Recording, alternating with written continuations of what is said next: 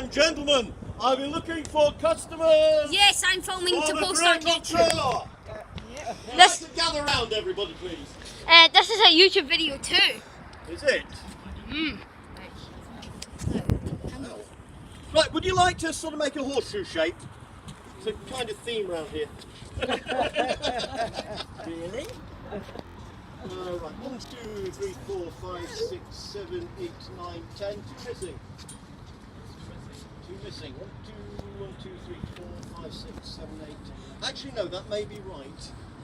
That might be right because that could do it. Yeah, good. Right. Good afternoon, everybody. Good afternoon. Welcome to the Kelpies. My name is Andy.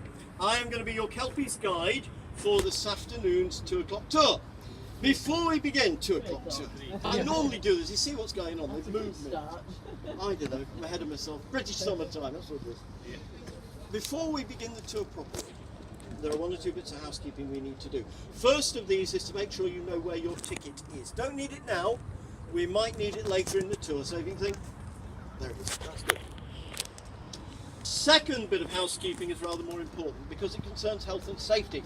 Now there are 2 things you need to be aware of. One, of course, we're a canal side site. And 1 or 2 of the locations we'll use for the tour will take us near the canal, near the water. Now it's very important during the tour that you don't fall in. What you do during your own time is entirely up to you, but during the tour, please, no physical contact with the canal. Yes? Good.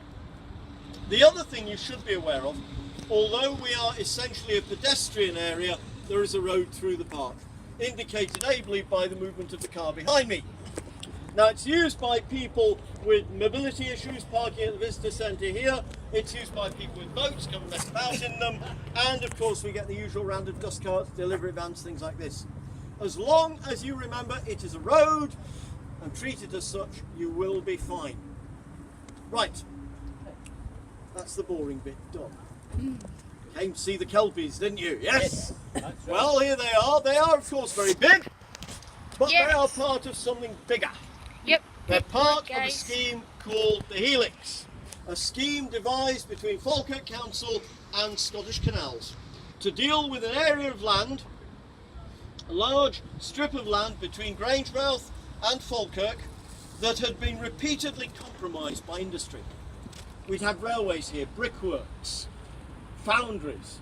The resulting fact, there was an area that really was very much unloved and unresolved. And the idea behind the Helix, once and for all, was to make this area into something that people could really enjoy, something they would value. The result is the Helix itself. Helix South, with allotments to grow food and paddocks to keep horses.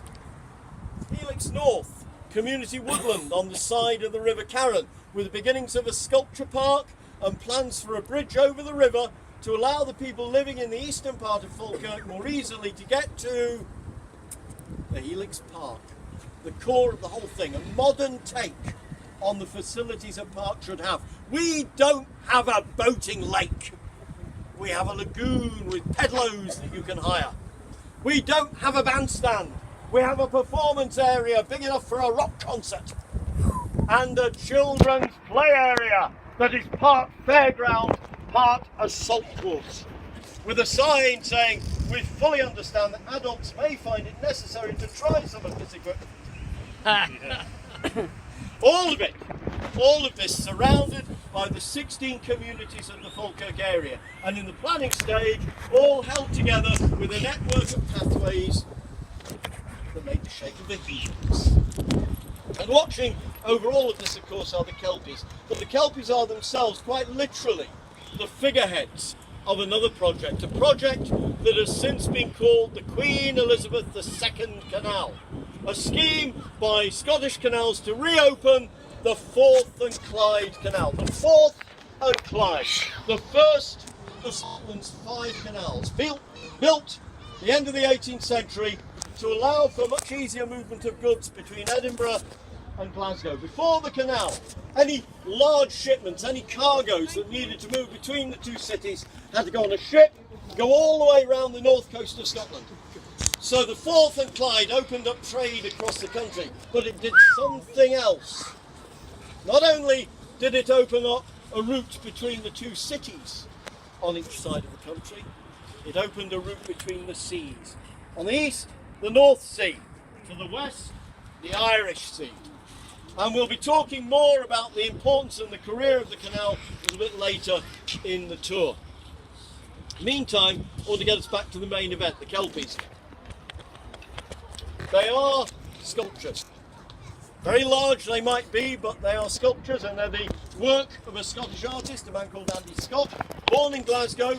He's a graduate of Glasgow School of Art, and he is responsible now for a growing number of large